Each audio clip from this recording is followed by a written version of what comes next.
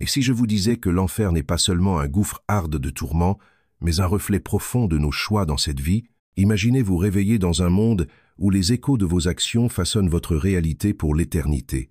Comment comprendre cela pourrait-il transformer notre façon de vivre aujourd'hui? La Bible offre des idées surprenantes qui non seulement remettent en question notre perception de l'au-delà, mais fournissent également une feuille de route sur la manière dont nous pouvons mener notre vie aujourd'hui. Restez dans les parages pendant que nous résolvons ce mystère et explorons la véritable nature de l'enfer, et découvrez comment il peut nous inspirer à choisir l'amour, la gentillesse et un but chaque jour. L'essence de la compréhension de l'enfer à travers les Écritures nous oblige à éliminer plusieurs idées fausses culturelles et à aborder le texte avec une nouvelle perspective. Lorsque nous plongeons dans la représentation biblique de l'enfer, nous rencontrons fréquemment des représentations vivantes d'un royaume de feu marqué par des tourments éternels. Cette imagerie, profondément ancrée dans le canon biblique, nous conduit souvent à Apocalypse 20, qui déclare clairement « Et le diable qui les séduisait fut jeté dans l'étang de soufre ardent, où avaient été jetés la bête et le faux prophète.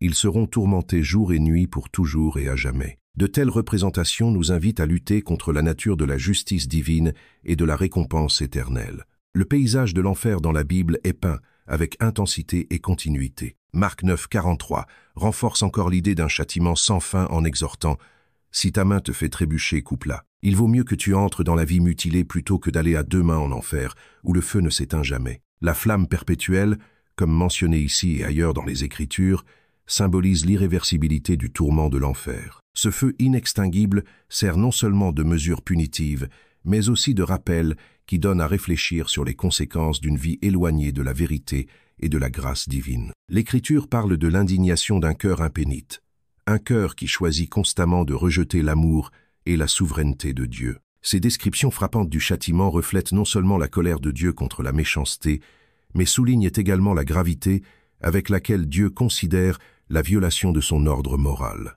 Des passages comme Matthieu 25, 41, où Jésus parle des maudits entrant dans le feu éternel préparé pour le diable et ses anges, soulignent que l'enfer n'est pas un lieu créé pour l'humanité, mais qu'il constitue une réalité pour ceux qui, sciemment ou non, s'alignent sur la rébellion contre la volonté divine. Dans les cercles universitaires, la sévérité de ces descripteurs a suscité de nombreux débats théologiques. Ces représentations sont-elles littérales ou servent-elles de métaphores hyperboliques destinées à exprimer la gravité du détournement de Dieu? Bien que les interprétations puissent varier, l'accent reste mis sur les conséquences de l'état spirituel et des choix de chacun. L'éternité de la souffrance nous met au défi de réfléchir à la nature même de la justice. Le tourment perpétuel est-il justifiable? Comment cela s'aligne-t-il avec la nature infiniment juste et aimante de Dieu? Aborder ces questions sans superficialité nous oblige souvent à plonger dans le contexte plus large de la justice biblique, qui recherche typiquement la restauration et non la souffrance pour la souffrance. Cependant, la représentation de l'enfer sert de conclusion définitive et irréfutable lorsque la justice divine rencontre la décision humaine irrévocable. Dans ce discours, un cadre important à considérer est la perspective que l'Écriture fournit non seulement sur la nature physique de l'enfer, mais aussi sur sa dynamique relationnelle. L'enfer est décrit à plusieurs reprises comme une séparation d'avec Dieu, un renversement fondamental de l'intention originale de création et de communion trouvée dans la Genèse. C'est là que réside l'une des dimensions les plus profondes de l'enfer, son incarnation d'une vie menée loin de la présence de Dieu. Le feu et les tourments soulignent les occasions manquées de grâce et de rédemption,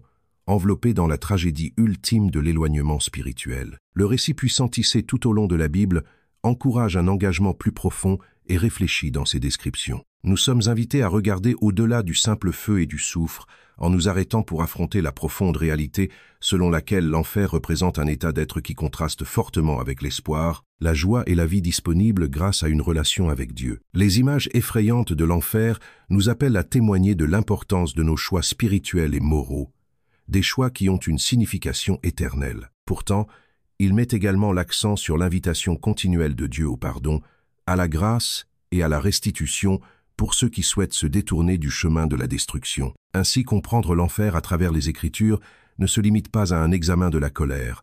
Cela nous invite à une conversation plus large sur l'amour, le choix et le destin. Cette conversation invite les croyants à rechercher la grâce, à comprendre la justice et par-dessus tout, à s'efforcer d'aligner leur chemin sur la vérité divine, tout en reconnaissant les dimensions éternelles que de tels choix impliquent. Alors que nous discutons des métaphores et des ténèbres dans les dialogues ultérieurs, ce travail de base aidera à comprendre l'enfer non seulement comme un lieu de feu, mais aussi comme un emblème plus profond de réalité et de vérité spirituelle. Lorsque nous nous aventurons dans la contemplation de l'enfer, nous rencontrons souvent des descriptions fortement mêlées de métaphores et d'un langage vif emblématique de signification plus profonde. Il est essentiel de comprendre que ces métaphores ne sont pas seulement des expressions poétiques, mais sont des fils conducteurs destinés à éclairer une réalité spirituelle plus profonde. L'enfer, dans son essence symbolique, est dépeint comme un royaume d'obscurité et de désespoir, non seulement en termes d'inconfort physique, mais plus clairement comme un état entraînant l'âme dans un abîme d'éloignement spirituel. Nous nous tournons vers des références bibliques, comme dans Matthieu 8, 12, où l'enfer est décrit à travers l'imagerie troublante des ténèbres extérieures, avec des pleurs et des grincements de dents. Cette obscurité n'est pas simplement une absence de lumière, mais une révélation brutale de la séparation d'avec Dieu. Dans le récit spirituel, l'obscurité équivaut à l'absence de présence divine, au réconfort et à l'espoir que nous trouvons dans la lumière de Dieu. C'est une allégorie d'une condition dans laquelle les âmes existent dans l'isolement, détachées de l'amour et de la grâce divine qui soutiennent nos esprits. La métaphore des ténèbres de l'enfer transcende ainsi l'interprétation physique, touchant l'essence même de la privation spirituelle. Imaginez une déconnexion totale de tout ce qui apporte du sens et de la joie, un lieu dépourvu d'amour, de compassion et d'espoir. C'est un état de trouble interne, reflété par le chaos externe qui s'ensuit là où la lumière de Dieu est absente. Cette obscurité symbolise une profonde inversion morale et existentielle, où l'âme est engloutie par ses propres ombres, infligées non pas à cause d'une simple punition, mais comme une conséquence naturelle du choix de sortir de la lumière de la présence de Dieu. L'obscurité, dans ces récits bibliques, s'aligne sur le désespoir, capturant la profondeur de l'angoisse émotionnelle vécue en enfer. Les pleurs et les grincements de dents offrent une représentation métaphorique de profonds remords et d'un chagrin sans fin. Ces images capturent la douleur émotionnelle qui accompagne l'abandon de la grâce divine. Dans Luc 13, 28, nous voyons un autre reflet de ce désespoir lorsque ceux qui se trouvent en dehors du royaume de Dieu éprouvent un regret pas comme les autres, un profond désir de retrouver la nourriture spirituelle qu'ils ont perdue. Cette représentation élève la compréhension de l'enfer au-delà d'un simple lieu de peur. Cela devient un état à éviter grâce à une vie alignée sur l'amour et la direction divine. C'est un rappel non seulement de la rétribution du rejet des voies de Dieu, mais aussi d'un aperçu de la justice innée qui régit les lois spirituelles. Tout comme les ténèbres ne peuvent pas vaincre la lumière, mais sont simplement son absence, de même l'enfer devient une manifestation d'une vie vivante détournée de l'influence divine, conduisant à un vide spirituel symbolisé par les ténèbres. De plus, il est crucial de reconnaître que ces métaphores des ténèbres ne visent pas simplement à terrifier, ils servent d'avertissement pour embrasser un chemin qui mène à la lumière divine. L'Ancien Testament utilise souvent l'obscurité pour signifier un jugement imminent ou les conséquences d'un défi continu envers les instructions divines, symbolisant ainsi la perte existentielle ultime en choisissant le solipsisme plutôt que la connexion avec Dieu. En réfléchissant à ces thèmes, nous sommes amenés à considérer les implications de nos choix quotidiens et les réalités spirituelles vers lesquelles ils pourraient nous conduire. Ces représentations sont-elles simplement des récits effrayants, ou sont-elles un signal d'alarme pour réévaluer nos engagements spirituels? En regardant les ténèbres et le désespoir à travers le prisme de la métaphore, un système de justice divine se dévoile, un système qui n'est pas axé sur la souffrance inutile, mais orienté vers l'éveil spirituel et la réforme. Ces descriptions sont plus qu'une sombre perspective.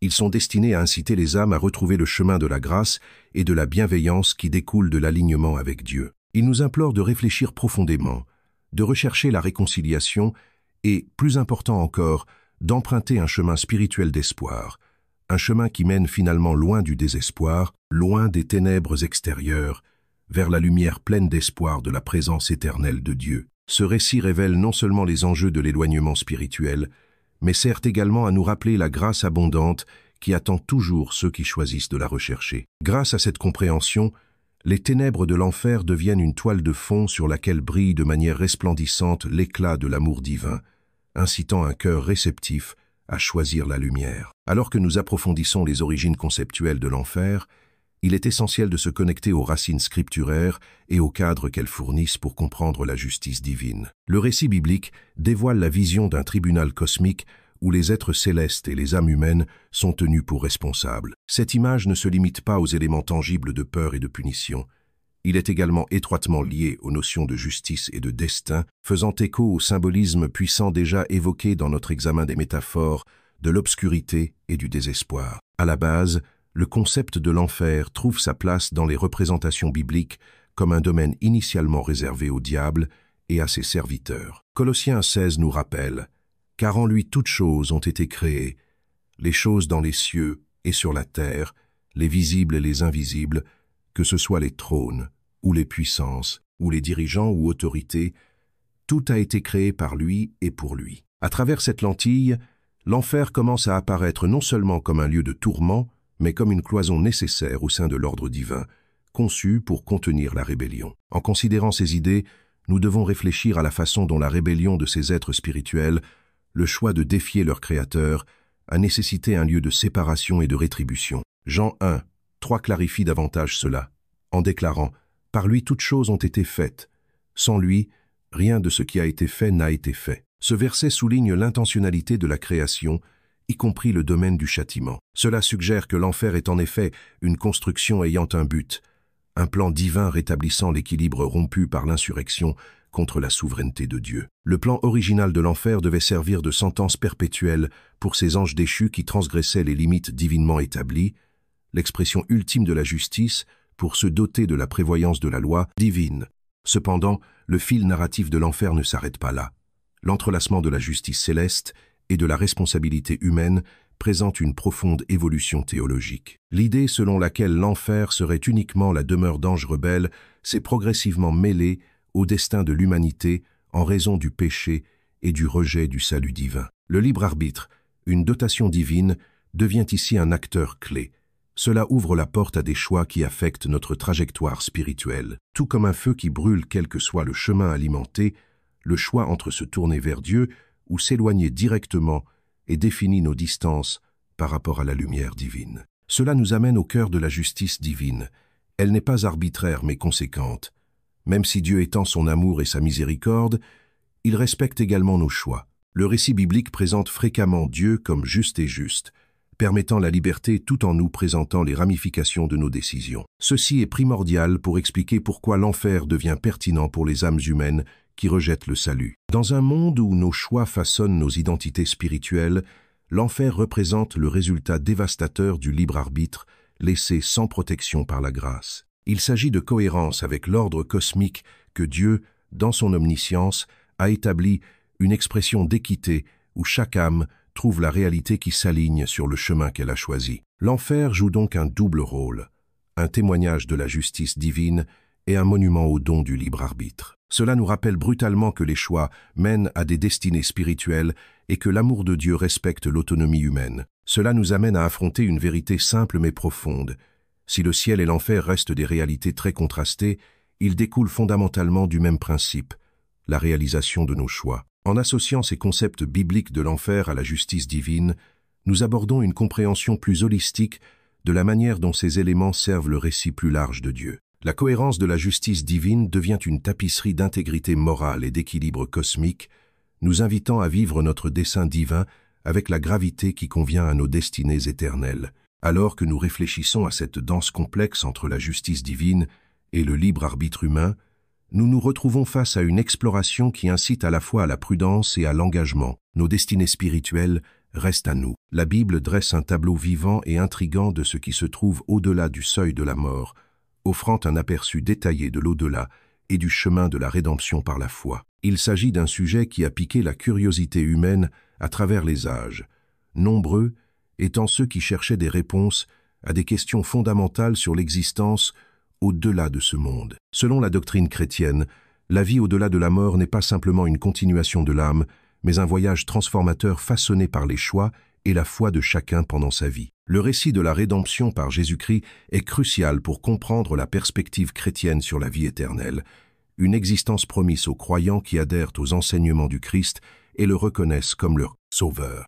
Les enseignements bibliques reflètent un concept dualiste de l'au-delà, la vie éternelle avec Dieu ou la séparation éternelle d'avec lui, souvent représentée par les images contrastées du ciel et de l'enfer. Jésus, dans ses enseignements, en particulier dans l'Évangile de Jean, offre une profonde assurance sur ce qui attend les croyants. Dans Jean 14:2, il dit « Que votre cœur ne soit pas troublé.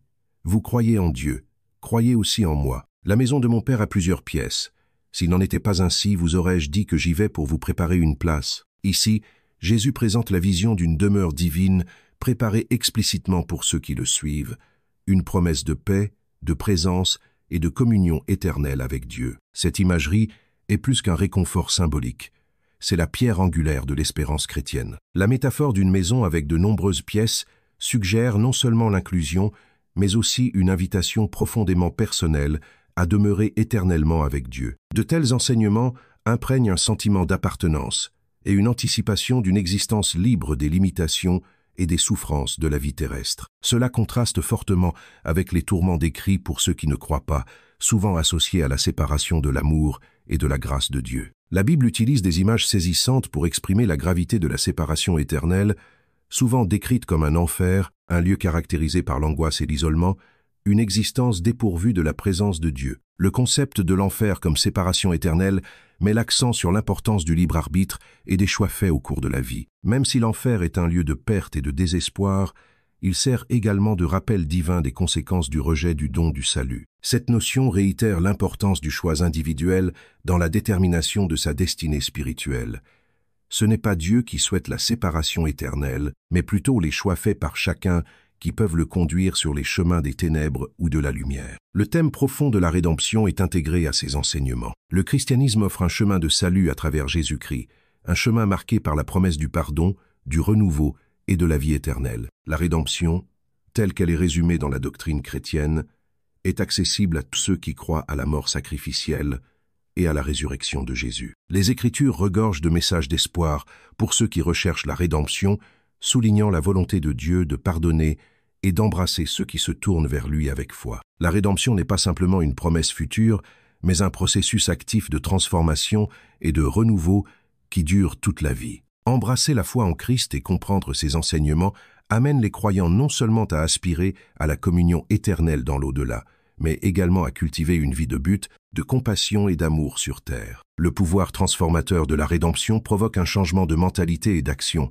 alignant les croyants sur les enseignements de compassion, d'humilité et de grâce du Christ. Ce choix critique entre la rédemption et la séparation d'avec Dieu constitue le nœud du cheminement chrétien. Les croyants sont encouragés à vivre une vie de foi, à entretenir une relation avec Dieu et à accepter ses promesses de vie éternelle. Comme décrit dans Jean 3,16, « Car Dieu a tant aimé le monde qu'il a donné son Fils unique, afin que quiconque croit en lui ne périsse pas, mais qu'il ait la vie éternelle. » Ici, l'assurance de la vie éternelle est sans équivoque liée à l'acte de croire au Christ, une déclaration qui offre une espérance et un chemin de rédemption ouvert à tous. En fin de compte, le chemin de la foi et l'acceptation du pouvoir rédempteur de Jésus-Christ fournissent la clé pour débloquer la promesse de la vie éternelle. La Bible appelle les individus à choisir la foi et à accepter le message d'espoir et de salut. Ce faisant, les croyants peuvent s'assurer un avenir éternel avec Dieu et expérimenter la joie et la paix promises dans son royaume céleste. Ce message profond souligne la nature essentielle de la foi personnelle et du repentir comme voie de rédemption, offrant une vision pleine d'espoir et convaincante de la vie au-delà de la mort.